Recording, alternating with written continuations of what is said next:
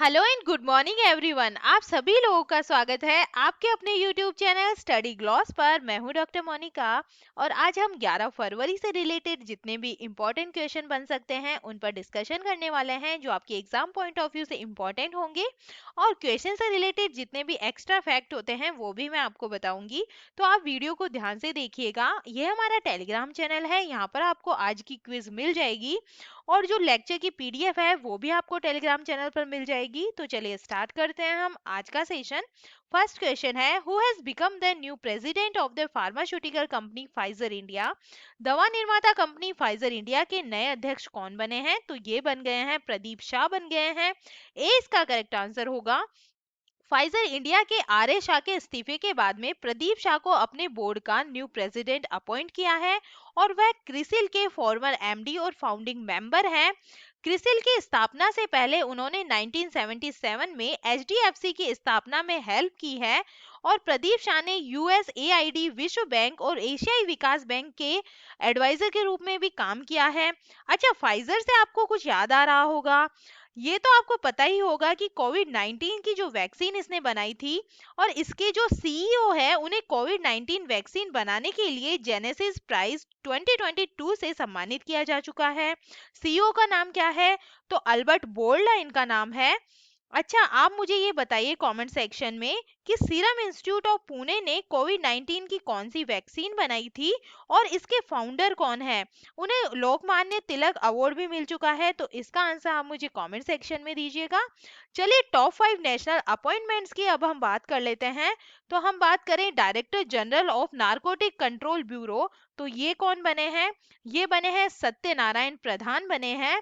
Who has become the new secretary general of Rajya Sabha, तो ये कौन बने हैं? प्रमोद चंद्र मोदी बने हैं। New CMD of PTC India limited, तो ये बने हैं राजीव कुमार मिश्रा बने हैं। New chief secretary of Mizoram, तो ये बने हैं रेणु शर्मा बनी है। New director general of FICCI, तो ये कौन बने हैं? अरुण चावला बने हैं। तो ये टॉप 5 नेशनल अपॉइंटमेंट्स है, तो ये आप ध्यान रखिएगा। सेकेंड नंबर क्वेश्चन है, विच player has won the first gold medal in Beijing winter Olympic 2022। Beijing शीतकालीन ओलंपिक 2022 में पहला स्वर्ण पदक किस खिलाड़ी ने जीता है? तो ये जीता है थेरेस जोहांग ने जीता है। ए इसका करेक्ट आंसर होगा।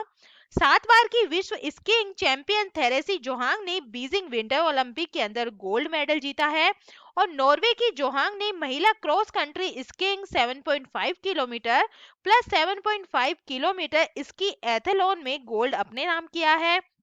33 इयर्स की है ये और किसको हराया है इसने?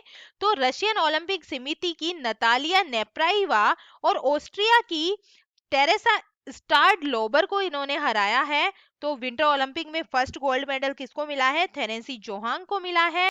वेन्यू की बात करें तो ये कहाँ हो रहे हैं? बीजिंग चाइना के अंदर हो रहे हैं और कौन सा एडिशन है? तो 24th एडिशन है। और आपको बता दूं कि 2008 के जो समर ओलंपिक हुए थे वो भी बीजिंग चाइना के अंदर हुए थे। मतलब आप कह सकते हो कि बीजिंग समर और विंटर ओलंपिक को होस्ट करने वाला दुनिया का पहला शहर बन गया है। चलिए ओलंपिक जीके के बारे में हम बात कर लेते हैं। Which body regulate the Olympic games, तो इंटरनेशनल ओलंपिक कमेटी के द्वारा ये ओलंपिक गेम्स रेगुलेट किए जाते हैं। इसका हेडक्वार्टर है लुसाने स्विट्जरलैंड के अंदर और इसके प्रेसिडेंट है थॉमस बॉक है। ओलंपिक की शुरुआत कब हुई थी? तो 6 अप्रैल 1896 के अंदर हुई थी। फर्स्ट समर ओलंपिक कब हुए थे? तो 6 अप्रैल 1896 के अंदर एथेंस ग्रीस के अंदर ये हुए थे। पहले विंटर ओलंपिक कहाँ हुए थे? तो ये 1924 के अंदर चमोनिक्स फ्रांस के अंदर हुए थे। Who is credited with starting the Olympic games, तो किसको जाता है इसका क्रेडिट? पियरे डी कॉबर्टीन को जाता है। और ओलंपिक जो गेम्स होते हैं वो कितने साल के इंटरवल के अंदर होते हैं? तो ये हर 4 साल से होते हैं। तो ये ओलंपिक से रिलेटेड इंपॉर्टेंट जीके है, तो ये भी आप ध्यान रखिएगा। थर्ड नंबर क्वेश्चन है, कछोत पर्व is celebrated in which state and union territory. Kachhot पर्व किस राज्य एवं केंद्र शासित प्रदेश में मनाया गया है? तो ये मनाया गया है जम्मू एंड कश्मीर के अंदर मनाया गया है। जैसे करवा चौथ होती है उसी तरीके का ये पर्व होता है। चलिए इसके बारे में हम बात कर लेते हैं। तो माघ महीने के शुक्ल पक्ष के दौरान, जो आमतौर पर जनवरी या फरवरी के अंदर पड़ता है, प्राचीन त्योहार कछोत मुख्य रूप से नाग अनुयायियों द्वारा मनाया जाता है और ये त्योहार जम्मू एंड कश्मीर के चिनाब घाटी क्षेत्र में धार्मिक उत्साह के साथ में मनाया जाता है। और 3 दिन तक चलता है ये फेस्टिवल। जो विवाहित महिलाएं होती है इसके अंदर, वो उनके द्वारा ये मनाया जाता है, जो अपने पति की लंबी उम्र के लिए प्रार्थना करती है। कंछोत या गोरी तृतीया जम्मू प्रांत के पहाड़ी किश्तवाड़, रामबन और टोडा में व्यापक रूप से इसको मनाया जाता है। तो जो कछोत पर्व है, इसका संबंध कहाँ से है? जम्मू एंड कश्मीर से है। और ये जो फेस्टिवल है, ये भद्रवाह मिनी कश्मीर के नाम से भी जाना जाता है। कोटली, मथोला, घाटा, खाकल, गुप्त गंगा, चिनोट, कपरा, भालरा, भेजा, चिंचोरा और अन्य एरियाज के अंदर भी ये मनाया जाता है। तो चलिए टॉप 5 फेस्टिवल के बारे में हम बात कर लेते हैं। तो जो तोरग्या फेस्टिवल है, ये कहाँ मनाया गया है? ये अरुणाचल प्रदेश के अंदर मनाया गया है। और जो स्पुतु गुस्टर फेस्टिवल है, ये लद्दाख के अंदर मनाया गया है। लोहरी फेस्टिवल कहाँ मनाया जाता है? तो ये पंजाब के अंदर मनाया जाता है। लोसांग जो फेस्टिवल है, ये कहाँ मनाया जाता है? ये सिक्किम के अंदर मनाया जाता है। और जो कचाई लेमन फेस्टिवल है, ये कहाँ मनाया गया है? ये मणिपुर के अंदर अभी मनाया गया है। तो ये रिसेंटली हमने करंट अफेयर में ये सारे फेस्टिवल के बारे में हमने पढ़ लिया है। तो ये टॉप 5 फेस्टिवल है, तो ये आप थोड़ा ध्यान रखिएगा। 4 नंबर क्वेश्चन है, who has launched a hackathon competition Powerthon 2022 to solve complex problem in power distribution. बिजली वितरण में जटिल समस्याओं को हल करने के लिए हैकाथॉन प्रतियोगिता पावरथॉन 2022 को किसने लॉन्च किया है? तो ये लॉन्च किया गया है आर के सिंह द्वारा। ये पावर मिनिस्टर है। तो यूनियन पावर मिनिस्टर आर के सिंह ने मंडे को क्वालिटी पावर सप्लाई के लिए टेक्निकल ड्राइवन सॉल्यूशन के लिए पावरथॉन 2022 नाम से एक हैकाथॉन लॉन्च किया है। और इसका एम क्या है, इसे लॉन्च क्यों किया गया है, इसके बारे में हम बात करें तो पावर डिस्ट्रीब्यूशन में कॉम्प्लेक्स प्रॉब्लम के सॉल्यूशन और रिलायबल पावर सप्लाई इंश्योर करने के लिए टेक्निकल जो टेक्नोलॉजी ड्राइवन हैकाथॉन कंपटीशन को ऑर्गेनाइज किया गया है। ठीक है, चलिए आप मुझे एक क्वेश्चन का आंसर दीजिएगा। अच्छा, भारत ने ऊर्जा स्वतंत्रता का लक्ष्य क्या रखा है? तो जो भारत ने ऊर्जा स्वतंत्रता का लक्ष्य रखा है, ये रखा है 2047 रखा है। ठीक है, और आप मुझे कमेंट सेक्शन में बताइएगा कि भारत ने कार्बन न्यूट्रल होने का जो लक्ष्य है, ये कब तक रखा है?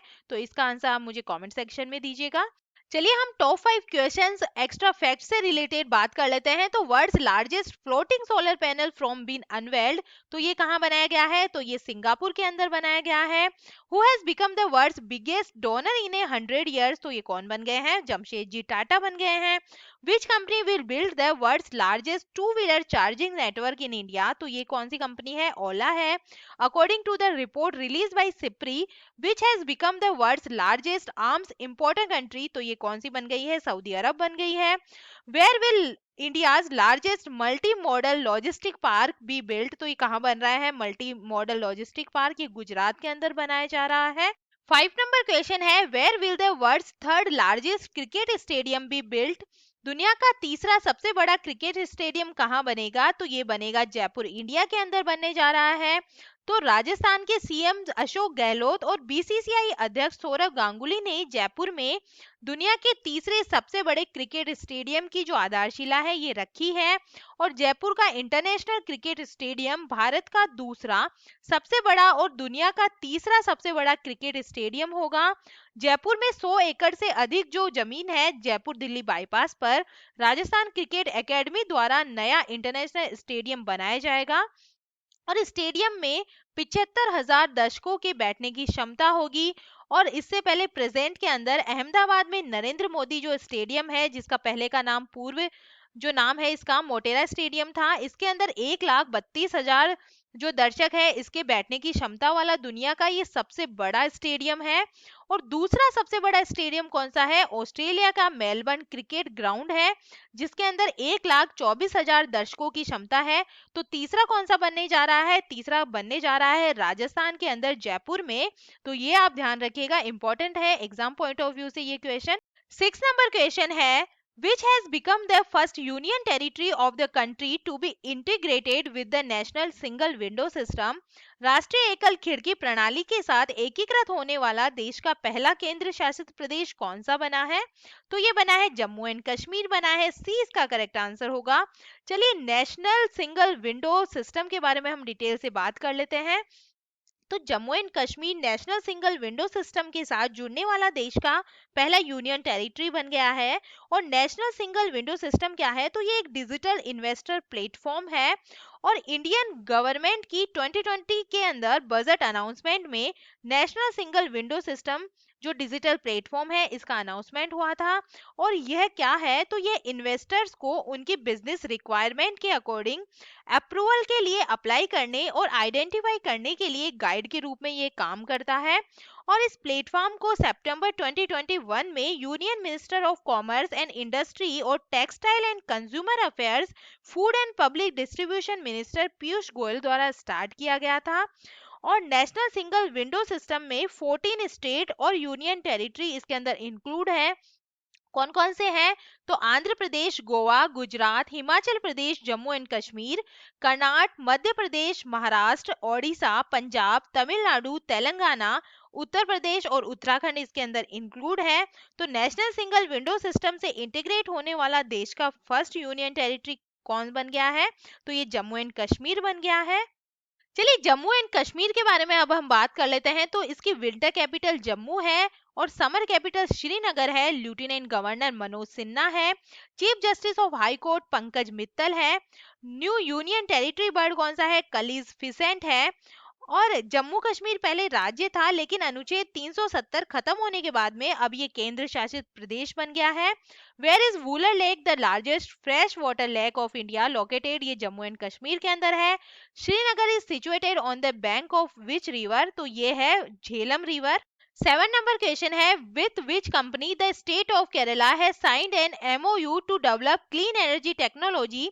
केरल राज्य ने स्वच्छ ऊर्जा तकनीक विकसित करने के लिए किस कंपनी के साथ समझौता ज्ञापन पर हस्ताक्षर किए हैं, तो ये किए हैं सोशल अल्फा के साथ में किए हैं। जो क्लीन एनर्जी टेक्नोलॉजी है इसको डेवलप करने के लिए, चलिए डिटेल से हम इसके बारे में बात कर लेते हैं।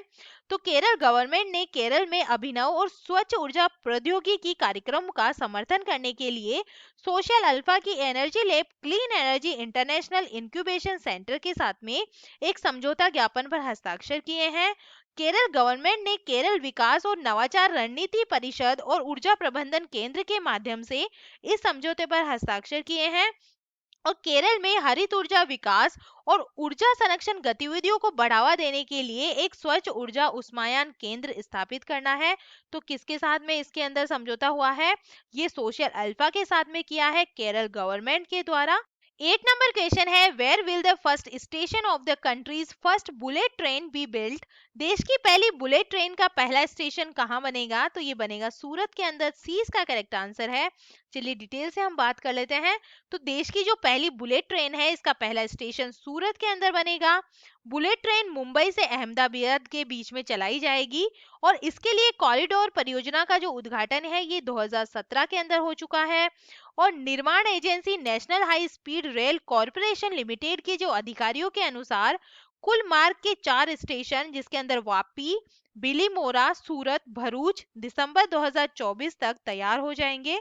तो जो पहला बुलेट ट्रेन का स्टेशन है ये सूरत के अंदर बनाया जाएगा और इन 4 स्टेशनों के अंदर सूरत तैयार होने वाला पहला स्टेशन होगा। रेल मंत्री अश्वनी वैष्णव ने पिछले साल दिसंबर में कहा था कि भारत की जो पहली बुलेट ट्रेन है ये 2026 में सूरत और बिलीमोरा के बीच में चलने लगेगी। सूरत बिलीमोरा मार्ग के बीच की जो दूरी है ये है 50 किलोमीटर। ठीक है, तो कहाँ पहला जो स्टेशन बनाया जाएगा, ये सूरत के अंदर तैयार होने वाला है। 9 नंबर क्वेश्चन है, which state has launch project सद्भावना टू इम्प्रूव गवर्नेंस। किस राज्य ने शासन में सुधार के लिए प्रोजेक्ट सद्भावना शुरू किया है, तो शासन में सुधार के लिए असम गवर्नमेंट ने इसको शुरू किया है प्रोजेक्ट सद्भावना को। चलिए इसके बारे में हम डिटेल से बात कर लेते हैं। तो असम के मुख्यमंत्री हिमंत बिस्वा शर्मा ने प्रोजेक्ट सद्भावना लॉन्च किया है और इसका उद्देश्य क्या होगा, तो 1 साल के अंदर राज्य सचिवालय में पड़ी 4 से 5 लाख से अधिक जो फाइलें हैं इसका निपटारा करना इसका उद्देश्य होगा। और इसके लिए एक पोर्टल बनाएगी जिस पर लंबित फाइलों के बारे में सूचित कर सकेंगे। और उन्होंने कहा है कि 1 साल के अंदर हम 4 से 5 लाख फाइलों को निपटारा करेंगे। तो शासन में सुधार के लिए जो प्रोजेक्ट सद्भावना है इसका संबंध है असम गवर्नमेंट से। 10 नंबर क्वेश्चन है, recently Amazon India has tied up with which state to make rural women entrepreneur? हाल ही में ग्रामीण महिलाओं को उद्यमी बनाने के लिए Amazon India ने किस राज्य के साथ में समझौता किया है? तो Amazon India ने कर्नाटक जो राज्य है इसके साथ में समझौता किया है ग्रामीण महिलाओं को उद्यमी बनाने के लिए। चलिए डिटेल से हम बात कर लेते हैं। तो अमेज़न इंडिया ने महिला उद्यमियों के विकास का समर्थन करने के लिए कर्नाटक राज्य ग्रामीण आजीविका संवर्धन सोसाइटी के साथ में एक समझौता ज्ञापन पर हस्ताक्षर किए हैं। और अमेज़न इंडिया अपने मंच में संजीवनी KSRLPS लॉन्च करेगी और हजारों ग्रामीण महिलाओं उद्यमियों को प्रशिक्षित और सशक्त बनाने के लिए सहेली कार्यक्रम के लाभों का विस्तार करेगी और अपने उत्पादों के लिए व्यापक बाजार तक ऑनलाइन पहुंच प्रदान करेगी। और इसके माध्यम से अमेजन और सरकारी निकाय 4 राज्यों से जुड़ी लाखों महिला उद्यमियों की सहायता और उन्हें सशक्त बनाने के लिए एक साथ आएंगे, ताकि वे अपने व्यवसाय को अमेजन इंडिया के साथ पंजीकृत कर सके और एक व्यापक बाजार आधार तक पहुंचा सके। चलिए अमेजन सहेली कार्यक्रम के बारे में हम बात कर लेते हैं। तो जो अमेजन सहेली कार्यक्रम है इसके अंदर अपने प्रतिभागियों के लिए व्यापक प्रशिक्षण और कौशल विकास कार्यशालाओं की पेशकश करेगा, ताकि उनसे जुड़ी महिला उद्यमियों को ऑनलाइन बिक्री की बारीकियों को समझने और Amazon.in पर अपने व्यवसाय को बढ़ाने के लिए आवश्यक कौशल और क्षमताओं को डेवलप करने के अंदर हेल्प मिल सकेगी। और इन प्रशिक्षण कार्यशालाओं में उत्पादों की सूची, इमेजिंग और कैटलॉगिंग, पैकेजिंग और शिपिंग, इन्वेंट्री और खाता प्रबंधन और ग्राहक सेवा पर सत्र शामिल है। ठीक है। तो जो अमेजन इंडिया है ये कौन से राज्य के साथ में समझौता किया है? तो कर्नाटक के साथ में इसके अंदर समझौता हुआ है ग्रामीण महिला उद्यमियों को सशक्त बनाने के लिए। और कर्नाटक की अब हम बात करें तो जो प्रियाय फेस्टिवल है ये कर्नाटक के अंदर मनाया जाता है। और जो दुनिया का सबसे लंबा रेलवे प्लेटफॉर्म है ये हुबली के अंदर बन रहा है कर्नाटक के अंदर।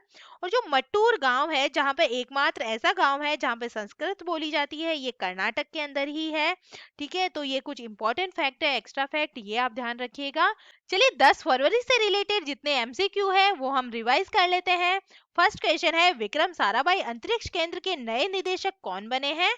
तो ये बने हैं डॉक्टर उन्नी कृष्णन नायर बने हैं। 20 का करेक्ट आंसर होगा। सेकेंड नंबर क्वेश्चन है, डिजिटल दुनिया में लोगों को जागरूक करने के लिए सुरक्षित इंटरनेट दिवस 2022 कब मनाया गया है? तो ये मनाया गया है 8 फरवरी को, ये मनाया जाता है। सी इसका करेक्ट आंसर होगा। सेल्सफोर्स द्वारा जारी ग्लोबल डिजिटल स्किल्स सूचकांक 2022 में भारत को 100 में से कितने अंक मिले हैं? तो भारत को इसके अंदर मिले हैं 63 अंक मिले हैं। 4 नंबर क्वेश्चन है, महिलाओं के खिलाफ उत्पीड़न और अत्याचार को रोकने के आत्मरक्षा प्रशिक्षण कार्यक्रम ओबाव कला को किस राज्य ने शुरू किया है? तो जो ओबाव कला है वो शुरू की गई है कर्नाटक गवर्नमेंट के द्वारा। डी इसका करेक्ट आंसर होगा। 5 नंबर क्वेश्चन है, भारत में दुनिया का सबसे बड़ा टीकाकरण अभियान इंद्रधनुष 4.0 को किसने लॉन्च किया है? तो ये लॉन्च किया गया है मिनिस्ट्री ऑफ हेल्थ के द्वारा, मनसुख मंडाविया के द्वारा ये लॉन्च किया गया है। डी इसका करेक्ट आंसर होगा।